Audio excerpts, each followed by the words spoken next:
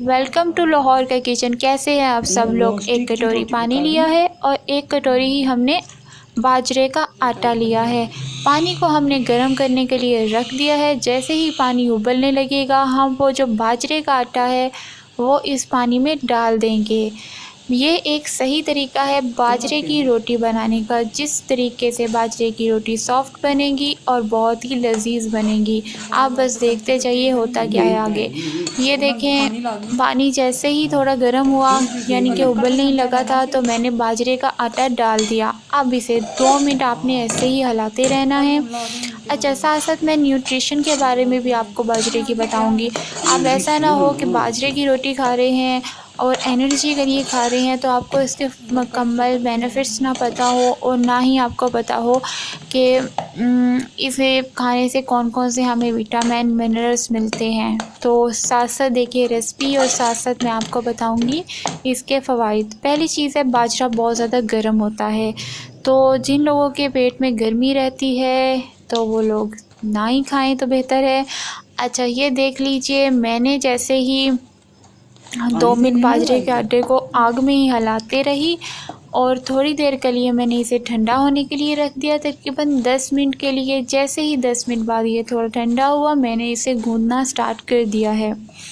इसे हम इस तरह अच्छे से गूंद देंगे और ये वही पानी है जो मैंने बाजरे के आटे में शामिल किया था। इससे ज़्यादा एक्स्ट्रा पानी मैंने नहीं लगाया है।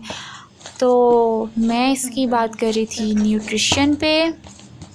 आप पहले रेसिपी देख लीजिए तो एंड में हम इसकी न्यूट्रिशन में भी बात करेंगे।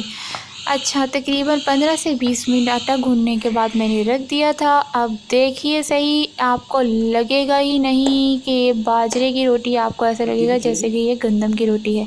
अच्छा, आप देखें, बाजरे की रोटी जो होती है ग्लूटेन फ्री होती है। इसमें बिल्कुल भी ग्लूटेन नहीं होता। ग्लूटेन उस चीज़ को कहते हैं जो यानी कि गंदम की रोटी में होता है ना, वो चिपकता है। इससे हमारी रोटी टूटती नहीं है। ग्लूटेन वो चीज़ होती है, वो ग्लूटेन ही वो चीज़ होती है जो हमें मोटा करती है। अच्छा, ये देखिए आप, ये ग्लूटेन फ्री आटा होता है, इसमें ग्लूटेन नहीं है, फिर भी हमारी रोटी फटेगी नहीं। क्योंकि मैं जो आपको तरीका बता रही हूँ ना, वो है बाजरे की रोटी बनाने का सही तरीका, जो हमारी दादियाँ, नानियाँ, चाचियाँ बनाती थी और हम भूल चुके हैं।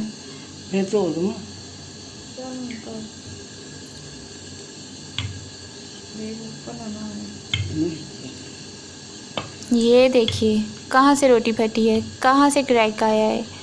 आपने कभी भी इस तरह की बाजरे की रोटी नहीं देखी होगी। मैं शर्त आपसे लगाती हूँ। आप हमेशा परेशान ही रहे होंगे कि बाजरे की रोटी तो टूटती बहुत ज़्यादा है, हमसे बनती नहीं है, हम कैसे बनाएं, कैसे खाएं। हमें खाने का भी शौक़ है लेकिन हमें बनानी नहीं आती। देखे देखे देखे बिल्कुल भी कहीं से भी फट नहीं रही है और मैं इसे हिला भी रही हूँ, झुला भी रही हूँ, इधर उधर भी कर रही हूँ, ये बिल्कुल नहीं फटी है। ये देखिए हमने तवे में डाली है, कहीं से भी ये रोटी फटी नहीं है। अब इसे साथ साथ हम सेकते जाएंगे और कुछ मैं इसकी न्यूट्रिशन पे बात करूँगी। अच्छा, ये बहुत ज़्यादा एनर्जी से भरी होती है, ठीक है। इसमें प्रोटीन होता है, फैट्स होते हैं, विटामिन बी होता है, विटामिन ए होता है, इसमें कैल्शियम भी होता है। जी हाँ, इसमें हड्डियों को जोड़ने के लिए कैल्शियम भी होता है और खून को बढ़ाने के लिए आयरन भी होता है और आपके बालों को हेल्दी रखने के लिए जिंक भी होता है, पोटेशियम भी होता है, फास्फोरस भी होता है, मैग्नीशियम भी होता है, कॉपर भी होता है, ठीक है। ये सारी इसकी न्यूट्रिशन वैल्यू थी। इसे खाने से हमें बहुत, हमारी बॉडी में न्यूट्रिशन आती है। अगर इसे आप किसी नॉर्मल से चटनी के साथ भी खा लेंगे ना तो आपको ऐसा नहीं होगा कि हमने कुछ खाया नहीं है। हम कैसे यानी कि सर्दी में गुजारा करेंगे। इसे आप किसी भी चटनी के साथ इस्तेमाल कर लें। ये किसी चीज़ से, किसी गोश्त वाली यानी कि हांडिया से भी कम नहीं है। ये इतनी अच्छी यानी कि न्यूट्रिशन से भरपूर रोटी होती है। अच्छा, ये देखिए हमारी रोटी बिल्कुल तैयार हो गई है। कहाँ से फटी है, बिल्कुल नरम नरम सी रोटी है। तो जिन बहनों को, जिन बच्चियों को, जिन आने वाली बच्चियों को नहीं पता है इस रोटी के बारे में, तो आप ऐसा करें कि मेरी वीडियो उनके साथ ज़रूर शेयर कीजिए।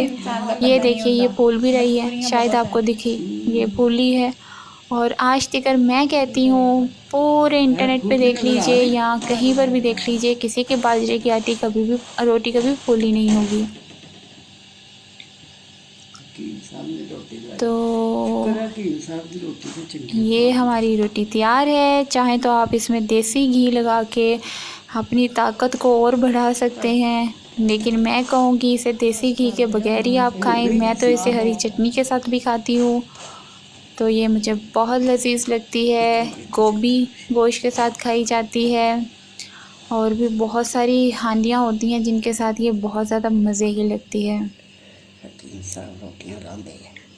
ये जी देख लीजिए, दूसरा पेड़ा भी मैं कर रही हूँ। बिल्कुल भी रोटी कोई नहीं फटी कहीं से भी।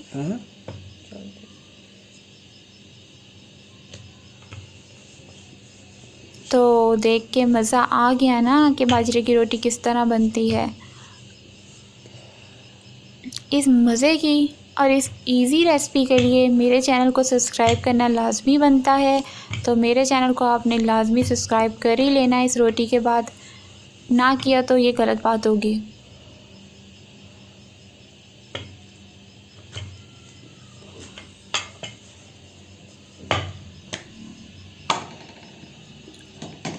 एडा नक्शा गोल जरा भी नहीं, पीछे करो अपने काले हाथ। अच्छा मैं एक और चीज़ बता दूं, इसे बहुत ज़्यादा नहीं खाना है। ये कैलोरीज में बहुत ज़्यादा यानी कि होती है। ये छोटी सी रोटी में भी तकरीबन 400 से 500 लेके कैलोरीज होती हैं, तो इसे ज़्यादा इस्तेमाल आप ना कीजिएगा। ये नहीं कि 4-5 रोटियां चढ़ा जाएं। तो देखिए रोटियां तैयार हैं, तो मेरे चैनल को सब्सक्राइब कीजिए, लाइक कीजिए और मेरी वीडियो को शेयर करना तो भूलना ही नहीं है।